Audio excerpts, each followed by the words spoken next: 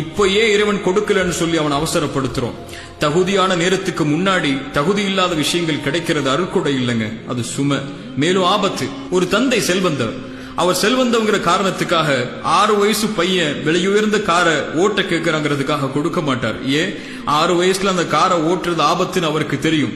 ஒரு தந்தைக்கே இந்த அக்கறை இருக்குன்னா 99 மடங்கு தந்தையை விட அன்பு வச்சிருக்கக்கூடிய நம்மளை படைச்ச இறைவன் நமக்கு எந்த நேரத்துல கொடுக்கணுங்கிறத தெரியாமையா இருப்பா?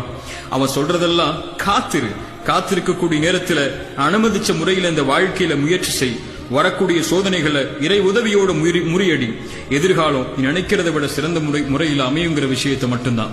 இந்த உலகத்துல 2 மனுஷங்க இருக்கிறாங்க. சோதனைகளுடைய காலத்துல காத்திருக்காம அவசரப்பட்டு உடனே சோதனைகள் நீங்கணும்னு சொல்லி இறை கட்டளைக்கு மாறுபட்டு மேலும் சோதனைகள்ல சிக்கி கவலை ஏற்பட்டு இறைவனையை குறை சொல்லக்கூடிய மக்கள் ஒருபுறம், சோதனைகள் வரும்போது தன்னாலான முயற்சியை செய்து பொறுமையை கடைபிடித்து இறை கட்டளைக்கு கட்டுப்பட்டு நல்ல குணங்களோடு நடந்து கொண்டு இறைவன்ட்ட, இறைவா உனக்கு தெரியும் என் வாழ்க்கையுடைய பாதை, நீ என்ன கண்காணிக்கிற, என் ஒவ்வொரு எட்டும் உனக்கு தெரியும், நான் முயற்சி செய்யற, எனக்கு நீ நியமிச்ச நேரத்தை காலத்தை எதிர்பார்க்கிற, நீ விரும்புறத கொடு இறைவா, விரும்பாததற்கு காத்திருக்கிறன்னு சொல்லக்கூடிய கூட்டம் இன்னொரு புறம். இதுல எந்த கூட்டத்துல நம்ம இருக்கோங்கிற கேள்விதான் இந்த நேரத்துல நமக்கு தேவை.